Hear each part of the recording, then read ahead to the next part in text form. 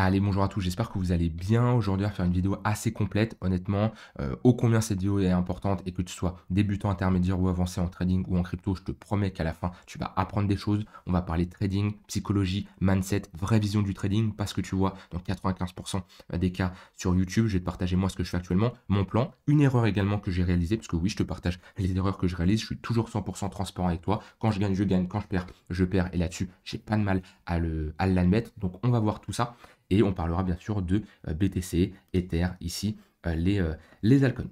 Avant, ce que je t'invite de faire, il reste 2 jours avant que l'offre sur le programme Devenir Trader, les 200 euros offerts, expire. Donc je t'invite à cliquer sur le premier lien en description et à visionner ce que tu vas retrouver à l'intérieur du programme Devenir Trader. C'est un programme qui a été suivi par presque 300 personnes. Tu peux rejoindre le Discord et échanger avec eux pour savoir tout simplement qui te donne un avis direct sur le programme. Tu as également des témoignages certifiés sur Trustpilot que tu peux retrouver sur Internet.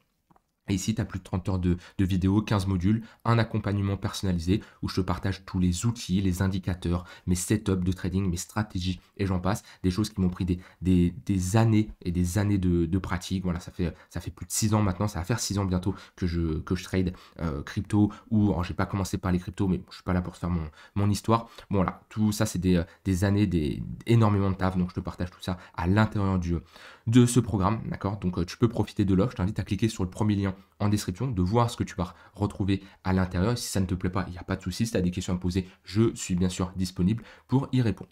Alors, je vais commencer ici par le BTC, on va parler un peu de tout, je vais essayer de structurer, je ne prends jamais de notes, ce qu'il faut savoir pour mes vidéos. Ici, j'ai noté quelques points que je voulais aborder au vu de la baisse qu'il y a eu et surtout, c'est des points d'un point de vue surtout psychologique, comment réagir face à ce genre d'événements et surtout les questions à se poser parce que je vois pas mal d'erreurs qui ont été réalisées selon moi. Après, comme je dis, c'est selon moi.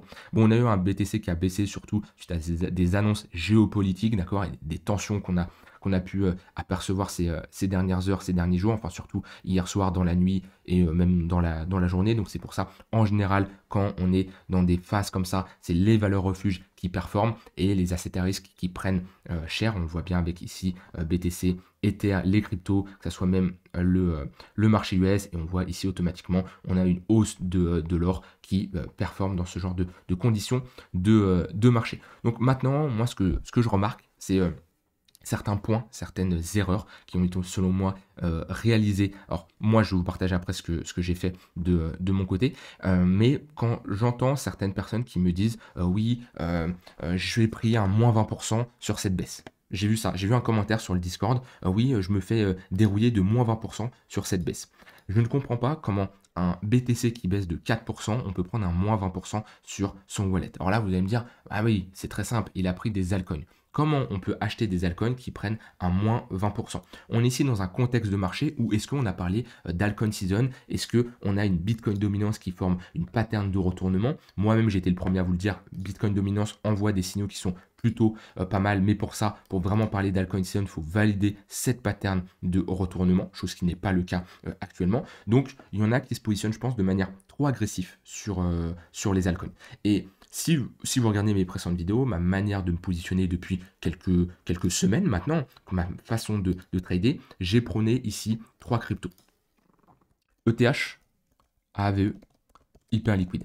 C'est vraiment les 3 cryptos que j'ai mis en avant. Pourquoi? Parce que c'est des cryptos qui sont fortes, c'est des cryptos, on a vu, ils avaient une forte résiliente et c'est des cryptos qui sont intéressants actuellement pour trader le momentum, trader le flux. Et quand moi, ici, j'ai des réintégrations au niveau des 107 000 dollars, c'est ce genre de crypto que je surveille et auquel je rentre en position. Et beaucoup font l'erreur de rentrer sur des cryptos qui sont faibles, des cryptos qui corrigent énormément. Et je pense, je vais dire après la mentalité et le process qui se passe dans le cerveau de ces personnes-là, qui n'est pas négatif. On est tous passés par là. Quand je dis ça, c'est pas pour casser, pas du tout. C'est pour vraiment vous apprendre, vous aider. Bon, si je casse un peu, je suis désolé, c'est pas du tout le but. Je préfère toujours être direct que passer par la méthode toute douce aussi. Mais voilà, c'est pour vous faire comprendre. Quand on regarde ici les cryptos auxquels que j'ai parlé, et si on prend la réintégration du BTC, on regarde, elle se fait quand? Cette réintégration du BTC au niveau des 107 000 dollars, donc un peu le signal d'achat parce qu'on a un momentum intéressant, c'est le 9 jours. Quand on regarde les cryptos ici auxquels j'évoque, on est ici au 9 juin au niveau de la clôture, on est ici sur un hyper liquide qui a plus 7%, d'accord? Ok, très bien. On a ici un AAVE qui est globalement à break-even. Allez, on peut dire 1%, globalement break-even. Ici, c'est le 9 juin. OK. Et on a un Ether qui est globalement ici à, tac, moins, allez, on va être sur du moins 3 à peu près, moins 4%. Allez, on va dire moins 5. Je ne comprends pas comment on peut parler de moins 20%, sauf si bien sûr vous me prenez une crypto qui se fait dérouiller, par exemple, voilà, Solana, quelqu'un qui est rentré au moment du 9 juin, ici, hop, ok, très bien, on est encore sur un moins 10%, donc carrément on prend des altcoins qui ont pris encore le plus cher. Donc je ne comprends pas comment on peut être sur un moins 20%. Pour moi, il y a des fois un problème dans votre manière de raisonner, et je pense comment vous vous positionnez. Vous avez un signal qui est positif sur le Bitcoin, vous ouvrez vos toilettes, vous regardez la liste de toutes les cryptos que vous avez. Ça, c'est votre manière que je dis, je pense que comme ça, vous positionnez. Vous regardez toutes les cryptos que vous avez. Vous voyez une crypto, crypto Z, qui est à moins 50%. C'est-à-dire que vous avez moins 50% sur cette crypto. Donc, c'est une crypto qui est faible, c'est une crypto qui ne fait pas grand-chose. Et du coup, vous vous dites, très bien, eh ben, je vais en accumuler encore plus. C'est-à-dire que c'est une crypto qui est faible. On a un Bitcoin qui envoie un signal positif. Et vous dites, très bien, eh ben, je vais réaccumuler cette crypto faible. Alors que je suis le premier à vous dire, dans ce genre de contexte, pour le moment, c'est pas oui, BTC est favorable, oui, BTC, ok, ça peut être intéressant, mais c'est pas non plus, ça y est, les altcoins, c'est la fête du slip, on repart to the moon et on fait des x10.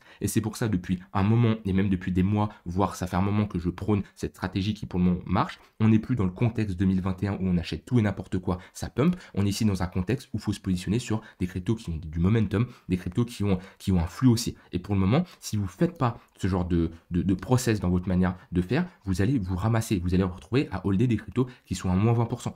On voit que moi, sur les cryptos que j'ai mis en avant, Ether, AAVE, hyper liquide, je suis à break-even. Ça veut dire que là, sur le move que j'ai réalisé en me positionnant au niveau de la réintégration du BTC, avec les cryptos que j'ai parlé, je suis à break-even. Ça veut dire que je n'ai rien gagné, rien perdu sur Ether, AAVE et hyper liquide. Parce que j'ai bien géré mon exposition et je suis rentré surtout sur des cryptos fortes. Et c'est ça que je prône depuis un moment. Donc maintenant, attention, d'un point de vue psychologie, faut pas rentrer non plus dans un mindset où on commence à, je l'ai vu beaucoup sur les réseaux sociaux, de remettre la faute sur tout le monde. Et ça, c'est la mentalité de beaucoup, c'est de ne pas assumer ses responsabilités. D'accord? Et ça, c'est ce que je vois énormément. Je vois beaucoup en trading et je le vois beaucoup sur Internet des gens qui vont dire oui, on baisse parce que c'est à cause des market makers, c'est à cause de la guerre ici, c'est à cause de ci, c'est à cause de Trump, c'est à cause de ça. Quand vous gagnez de l'argent, c'est grâce à vous. Quand vous perdez de l'argent, c'est à cause de vous. Et ça, c'est vraiment un point qui est réel, que je vois chez beaucoup de personnes. Vous n'arrivez pas à assumer que c'est de votre faute. Et moi, ici, si je me trompe, c'est de ma faute. Si j'ai raison, c'est également grâce à moi. S'il vous plaît, ne remettez pas la responsabilité sur d'autres personnes. C'est la meilleure manière de ne pas progresser. C'est toujours plus simple de mettre quelqu'un responsable et de dire c'est pas de ma faute, c'est de la faute. Sauf que je vous le dis, ça va rassurer votre ego, ça va vous rassurer mentalement. Par contre, au niveau de votre performance, au niveau de votre capital de trading et au niveau de votre capacité à trader efficacement, ça va rien améliorer du tout. Donc ça, c'est quelque chose que si vous regardez mes vidéos, je vais vous enlever absolument de votre cerveau, c'est de trouver un responsable. Que ça soit les market makers, que ça soit Jérôme Pouel, que ça soit le marché, que ça soit les annonces, que ça soit peu importe votre chat qui a appuyé sur votre clavier, qui appuie sur la touche acheter, peu importe, c'est votre problème. Ok? Ça, c'est un point. Comme je dis, je préfère peut-être être sec, mais pour moi, c'est la bonne manière de comprendre les choses. Maintenant, également, j'en vois beaucoup qui font l'erreur de all-in ou tout rentrer d'un coup, ou alors qu'ils ont qu'une poche d'exposition. Je vais pas faire un gros schéma, mais je vais expliquer un peu comment je peux fonctionner. J'ai globalement ici on va appeler ça une poche active. Hop, une poche active. Et de l'autre côté, je vais avoir ici une poche, hop, poche passive. Ok. À l'intérieur de ma poche passive, je vais avoir les altcoins que je vais détenir sur du long terme, d'accord? Donc je vais avoir, on va dire, le premier cercle qui concerne les grosses cryptos que je veux détenir. Donc ici, ça va être mon premier cercle, ça va être BTC et Ethereum, d'accord? Et ensuite, il va y avoir le deuxième cercle avec les cryptos où j'ai de fortes convictions également. On va avoir par exemple Hyperliquid, Solana. Et vraiment, le troisième cercle qui lui est très loin, ça va être tout ce qui est Chainlink, RSR, etc. Dans ce genre de contexte, pour moi, on n'est pas dans une altcoin season. Les point que je surveille, c'est cela. D'accord? Ça, c'est la poche passive. C'est la poche investissement long terme. Et c'est la poche où j'ai fortement renforcé quand on était à ce niveau-là. Quand on a retracé et on est revenu chercher des niveaux plus bas. Là, on est vraiment sur de l'investissement long terme. Donc, je me mets pas en 1 heure, 4 heures pour faire du trading ou je ne sais quoi. Donc ça représente une grosse partie de mon capital. D'accord? À savoir que ma poche passive est beaucoup plus importante que ma poche active. C'est-à-dire que le capital que je mets dans la poche passive est plus important. Et il n'y a pas de mal. Beaucoup sont 100% trading, ou beaucoup, moi j'ai une poche active, trading, une poche passive, plutôt investissement, et ma poche passive a ici un plus gros capital. Maintenant, dans la poche active, il va y avoir d'un côté le trading court terme, d'accord, là où je fais de l'intraday. Il va y avoir le swing trading, là où je fais plutôt du trading moyen terme. Il va y avoir également plutôt du trading de flux, un peu comme j'ai pu faire en ce moment avec du AVE, du hyper liquide et de l'Ether. Et c'est-à-dire là, sur l'exposition que j'ai renforcée au moment de la réintégration, il va y avoir une partie de cette partie-là que je vous ai dit, où je trade le flux, je trade le momentum, et une petite partie de cet exemple-là. Alors que beaucoup, eux, dans leur manière de fonctionner, quand on a comme ça des réintégrations et des signaux bullish, ils utilisent leur poche passive, ils ont juste une branche, une seule branche, tout est dans le même truc, et c'est je rentre à fond ou je sors à fond. Et ça, pourquoi ? Automatiquement, le fait que moi je fonctionne comme ça, je vais avoir un pourcentage qui va être plus faible. C'est-à-dire, au lieu de déployer 30% de l'entièreté de mon capital sur les cryptos, je vais peut-être déployer ici 5%. Ce qui fait quoi? Ce qui fait que, vu que j'ai un déploiement plus faible, je vais avoir, si j'ai des pertes, ça va être des pertes plus faibles, mais si j'ai des gains, ça va être également des gains qui vont être plus faibles automatiquement que la personne qui a déployé l'entièreté de son capital. Sauf que moi, j'ai pas de mal avec ça. Et beaucoup de gens ont de mal avec ça. Pourquoi? Parce que c'est l'impatience. C'est la vérité. C'est ici, c'est l'impatience. L'impatience et être attiré par des gains rapides.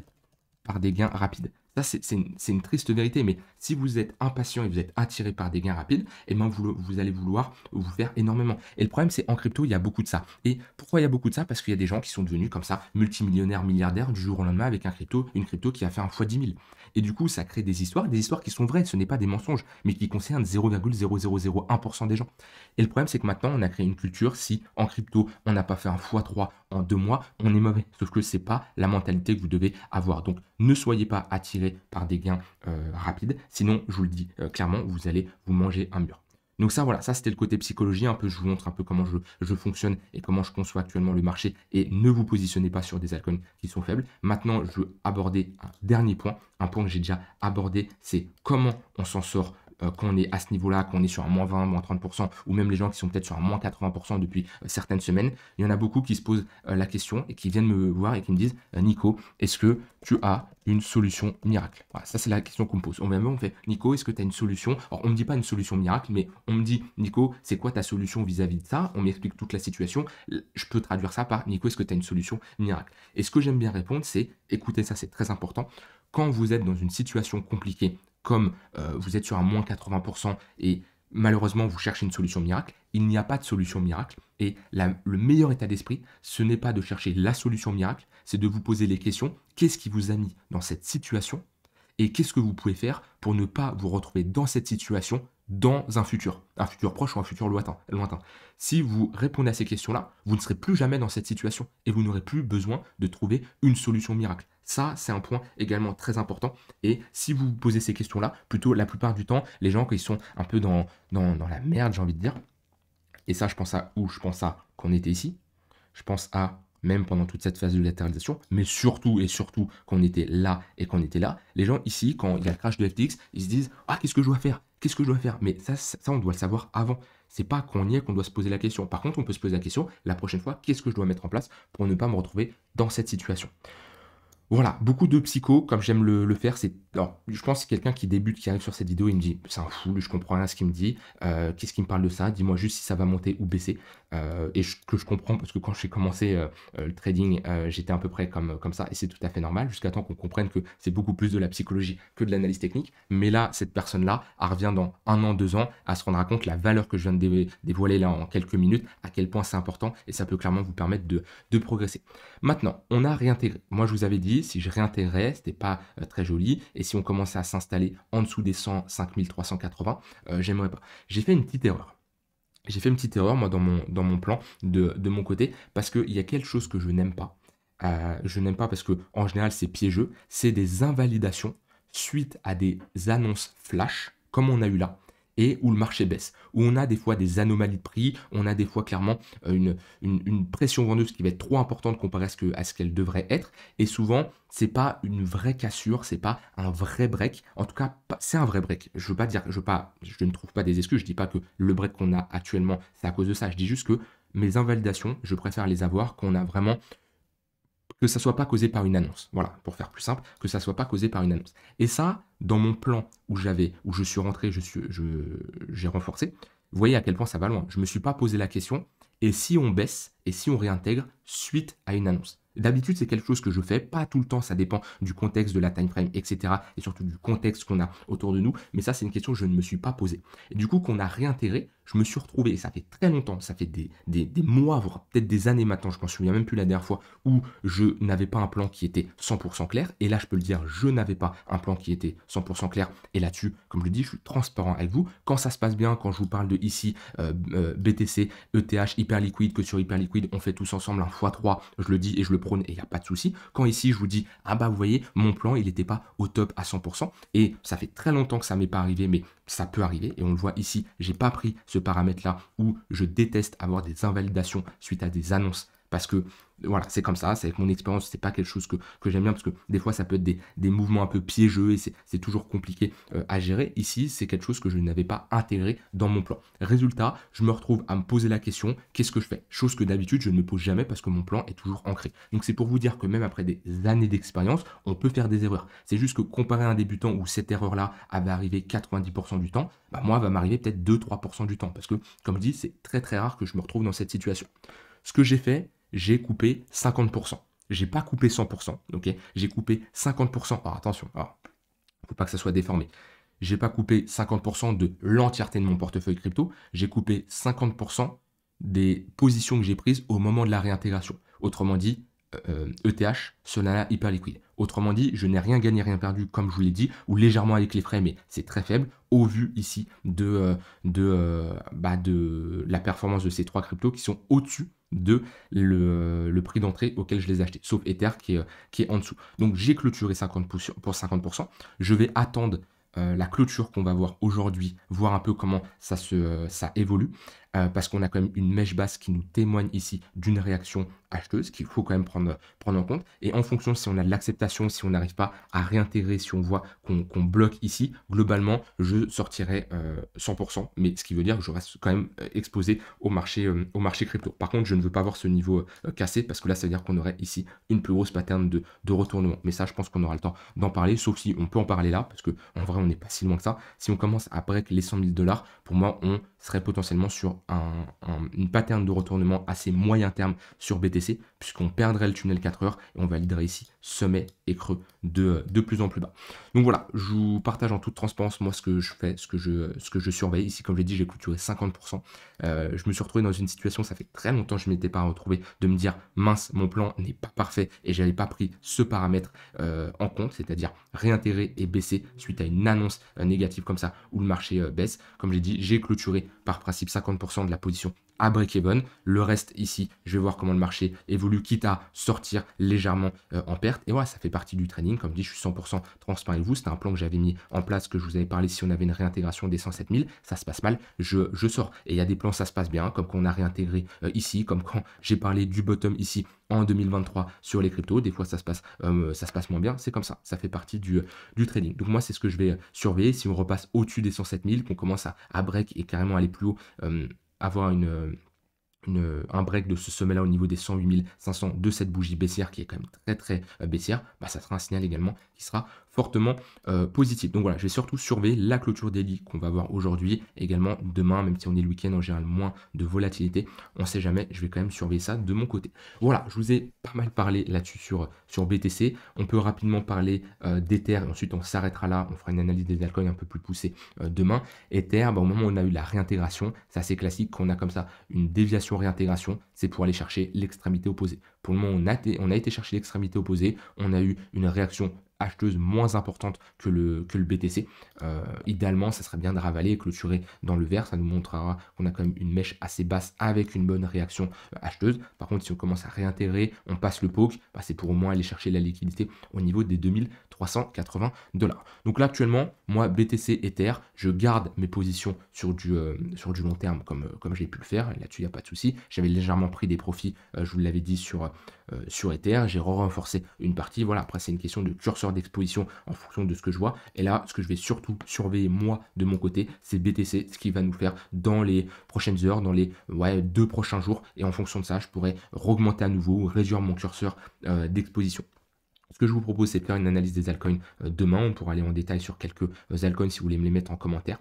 Hyperliquid, ça reste bullish. On voit que c'est la seule crypto qui sort du lot. On reste ici dans un flux qui est bien haussier. Donc là-dessus, c'est pas mal. Et c'est pour ça je me positionne sur des cryptos fortes. Ça m'évite de subir des moins 20% comme certaines personnes ont pu le subir. Et posez-vous les bonnes questions. Si ces cryptos sont fortes, comme je l'ai dit, ils ont plus de chances d'être à nouveau fortes. On voit bien que ici, c'est plutôt pas mal sur Hyperliquid.